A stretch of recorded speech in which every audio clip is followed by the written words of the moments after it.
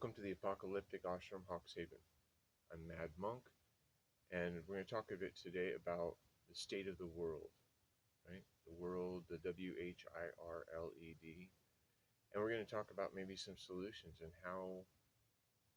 how we step into a better tomorrow, right? But we don't do it tomorrow. We do it right now, because right now is where we have power. And right now, I was inspired to make a little symbol on this sandstone wall, right? And I know that this isn't going to stay forever because I've drawn symbols on this wall before, and over the years they fade, right? And it's like an idea, it's an idea that we're implementing into our world, the right now moment, right? I find the right now moment most accessible when I'm aware of my breath. And when there's things that are stressful in the world, we have to go to our breath, because that's where our calmness is going to be found. Because when you start to realize how many things in this world are going in a way that you wouldn't engineer them, you wouldn't support it, you wouldn't voluntarily help make that happen, right? And when we start to look at what's happened in the world today, we're being taught to have fear on every level, right? And when we have fear on every level, we're willing to accept things in our life, like maybe we need to be incarcerated for some reason, and that's where our security is being found, right? We're locked into a cage.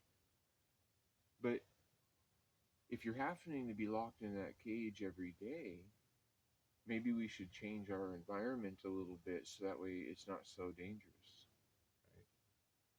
So one of the ways that we do that is we start asking questions. We ask a lot of questions. And we have to be honest with ourselves. We have to truly be seeking an answer, not just a confirmation that we were right, with what we've supported before. Because there's been things in my life that I've supported that at the time, I thought was a good idea, right? Because why would I support things that unless I thought it was a good idea, right? Just because everybody else is doing it, that'd be silly. My mom told me when I was quite young, she's like, well, hey, if everybody else is going to jump off a cliff, are you going to do that too? I'm like, well, our last name is naming. And I think she slapped me. No, I'm just kidding. But no, I wouldn't just jump off of a cliff just because somebody else did, just because my last name resembles somebody who would, right? Where I'm going with this is there's a way that we can live our life where we don't have to be supporting pedophiles, rapists, politicians, corporations, and the such with everything that we do, right? When we do different, we experience different. And I mean, I've lived kind of what people call like the standard American dream. I've done it. I've had the grass that was in my front yard, and it was all the same height, and there's no food growing out there, of course, because that would have been against the rules.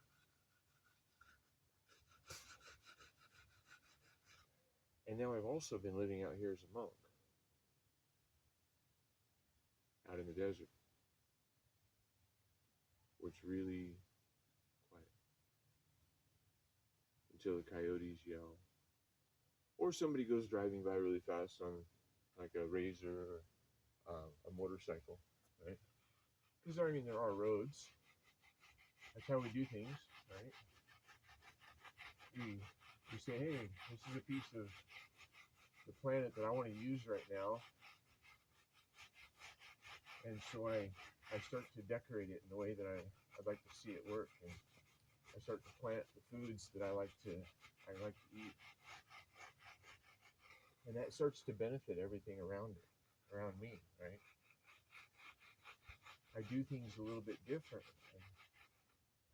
I grow my food at the source for free instead of acquiring it at the grocery store for a fee, right? Because I've done the other way too, but it tastes a lot better when I can pick it, and I'm picking it when it's right and ready, rather than when it's in its infancy, right? When it's in its infancy, it's not its full expression and of health and everything that it can offer.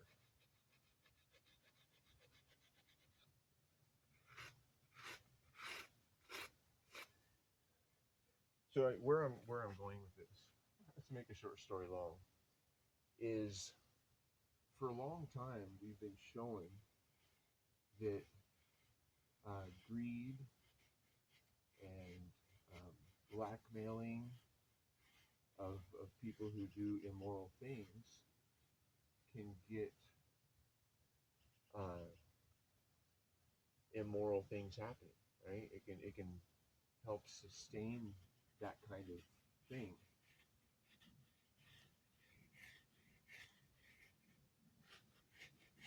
It can enact laws that remove your authority over yourself, right? These are all for your safety,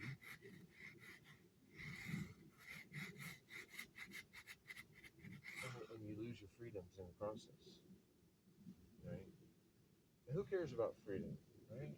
I mean, what does freedom mean anyway? Is it just an idea that somebody somewhere else doesn't have the right to rule over you? Or is it, where I'm at today is called the Free Will Ministry, the Apocalyptic Ashram, Hawkshaven. And here at the Apocalyptic Ashram, Hawkshaven, we base our human interactions, and most of the time the animals, we base it on free will. And you're gonna do you the best way you know how, right? And I'm gonna do me the best way I know how. And if we can work together in a way that works for both of us, we could probably do more when we work together.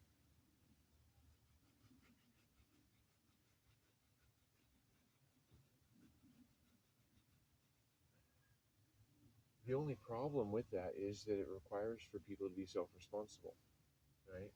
You have to be responsible for yourself. If no, if there isn't somebody who's being responsible for you, I mean, you can't just leave your um, your garbage on somebody else's doorstep because you don't want to be responsible for what you do, right? But in that, there's a lot of freedom because you don't have to pay for somebody to take care of you. If you're just worried about taking care of you, it's actually an easy enough job that a lot of people could actually do that. The problem has come when we are uh, we're trying to control other people, right? When we try to control other people, I mean, that's like herding cats. It's a tough job, right? But when we just start to focus on what we can control within ourselves, we we start to have power in what we're creating in our life. And when we have power with what we're creating in our life, we're going to be doing it in a way that makes sense, right? I mean, because why do we want to put energy and effort into maintaining problems instead of just implementing solutions that solve the problems? But we've had people they're making money, a lot of money, off of maintaining the problems. And when people are making a lot of money off of maintaining the problems, well, what we've seen is that the problems aren't being solved. They're just find new creative ways to make more money off the problems. So we can do that. We can keep doing that right now. Or we can start asking those questions. Is my life, am I supporting with my time and energy the things that I want to see grow in the world? Right? And if the answer to that is no, then we can use the tools available to us, and we can seek options that aren't being advertised to us. Right? And when we start seeking options that aren't being advertised to us, well, then we're getting a better idea of what we want to actually see in the world, right? I mean, because what if there was places that were living with near no crime, and everybody felt really safe in their community? What if certain things have been advertised to us to promote fear? Right? Maybe there's been certain ideas broadcasted by idols on the television programming that aren't legitimate, right? They aren't real. What if it's just fiction? What if somebody just made up an idea and they broadcasted it to a bunch of other people, right?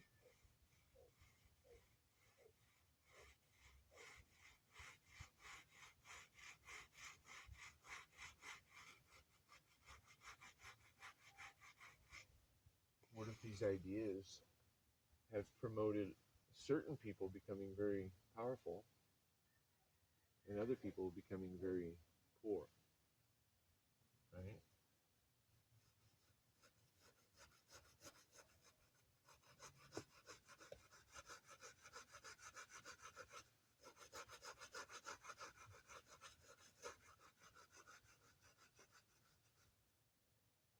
The scary part about free will is that you become a dictator, right? That's what happens when you practice free will, is you become a dictator. But you realize that your dictatorship only goes this big, right? It only goes with what I can control about me, right? And that means that somebody somewhere else can't tell me what I should be doing with my time and energy. That means that somebody somewhere else doesn't get to dictate how much money they take from me so they can spend on war. I operate my life as a ministry because I'm of service to people. I'm of service to the landscape. I'm of service to community in a way of peace. I present calmness most of the time. I present logical solutions to ideas and problems, right? But that doesn't sell like the advertising. There's what I'm offering.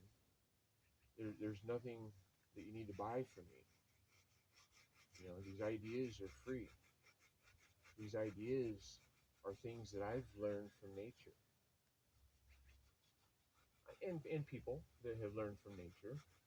because we're not all exposed to everything personally that we need to be exposed to experience an educated life, right? Something that works for us. Because if life isn't working for you, you have to ask yourself why. Why is life not working? I have an education, right? But I have an education from people who are struggling while they pay taxes and struggling to find their happiness and struggling to find things in their life that they want to wake up to every day, right? And when life is tough, there's a lot of people choosing to escape it in various ways that we can't really talk about, or we become deplatformed, because you can't talk about the real problems in society without really upsetting people. But I was told by my grandma that sometimes the truth hurts. And if the truth hurts and you have power to change what is true, it's up to you to do it, right? Because if you're the one aware of the problem and you're aware of a solution that could be implemented towards solving the problem,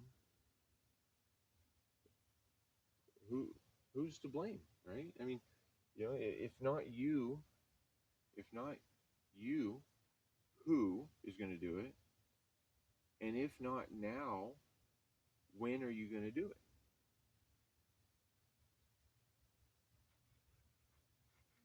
Well, thank you, Grandma.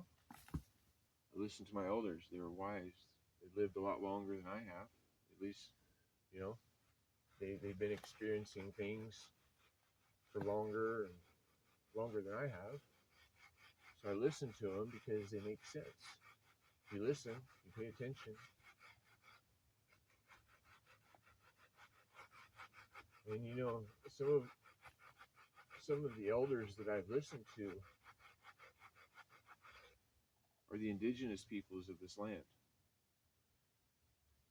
They're the ones that lived here before we had prisons, before we um, had so many problems that modern society has created in the way that we're currently doing it. I don't want to say that cities are bad, because they're a great place to go try the foods that you want to try, by chefs that charge a premium for their service, right? Because they have mastered something that you want to experience.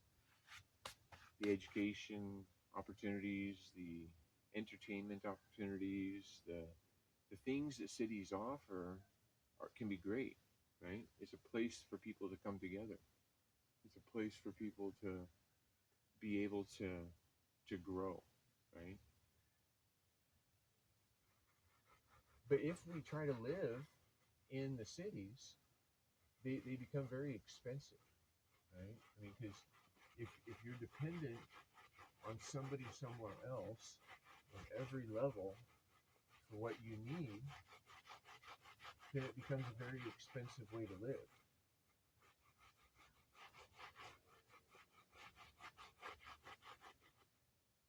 And if you're not capable of maintaining your own calmness and your own peace, then you need a police force that will help you to maintain your calmness and your peace. They'll put you in a little cage. And we talk about, is the cage for your safety, or has the cage become a tool of incarceration to limit your freedom?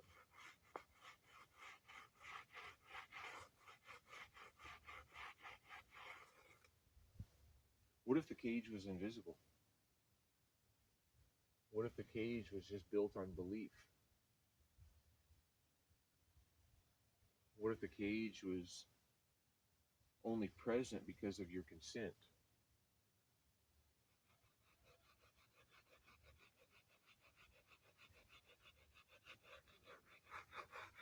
Because we have to think about it. I joined the military when I was young and dumb, and looking back, I had given up my free will. I agreed to follow the orders of somebody somewhere else because they said so. And they gave me a paycheck, but it wasn't even that good of one. But it was my choice to enter the military. Nobody forced me. People talked about, they pump you up about it though. I mean, the advertising has been very, very um, it was a good investment, right? For their advertising budgets, aim high, and if you obey Uncle Sam for the next 20 years, we'll give you a pension for the rest of your life, right? A sense of security in a world that if you don't have that sense of security, it becomes a very scary place to live, right? Because what if you end up homeless? What if you end up on the streets? What if you end up, assaulted? Because that happens a lot with people on the streets. You get assaulted, and sometimes it's by the people wearing costumes, and they're just doing their job because somebody somewhere said so, right? And they probably feel bad about it. That's why there's such high rates of alcoholism among law enforcement, domestic abuse. They're taking their jobs home. They're taking the just doing my job, and they're when in fact doing our job as a humane being is following the golden rule. And if we're ever initiating violence on somebody else, that's not following the golden rule, right? Because I mean, if you want somebody to initiate violence on you, you could fill out a contract. You say, hey, Mad Monk, I want you to punch me in the face. I'm like, hey, I don't want to punch you in the face. You're not done anything to me. But if you really, really want that experience, you can sign this contract right here and go ahead and make this verbal affirmation on video that I state your name, do solemnly swear that I'm of sound mind and a sound mind and body, and I want this guy to punch me in the face. And we sign it and get it notarized, and then I punch you in the face. But then if it hurts more than you wanted it to hurt, you can't come at me, okay? Because you said I want to be punched in the face. So if we make contracts with entities, we say, hey, I want to be judged, right? I enter a plea. I'm begging to be judged. And then if I enter a plea bargain, I'm begging to be punished. What we need to realize is that this criminal just us system has become very profitable to the people working in it and very detrimental to our societies. Here in America, we're incarcerating nearly 1 out of every 99 adults. 1 out of 99 adults in prison, yet not an echoed voice has risen.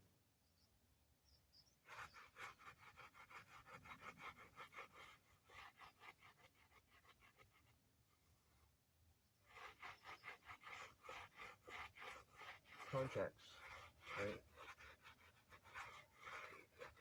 If we don't want something, we shouldn't support it, because it's by the consent of the governed, right? This is why I support dictatorships.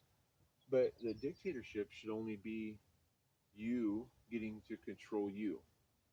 And so that way, if I'm doing my life, I've had people flat out tell me, I live vicariously through you. I said, please, please don't do that.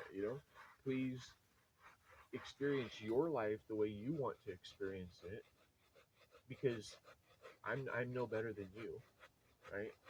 I mean, right now, I am standing out in the middle of the desert with a stick, scratching sandstone and maybe in making a video that so far my videos get about 8 views. So hopefully my friends and fam enjoy this. But these solutions need to be talked about, right? And when we're aware of solutions to problems that we face, well, then they're not problems that we face anymore, right? That's what I'm going for. I mean, I'd rather us all just have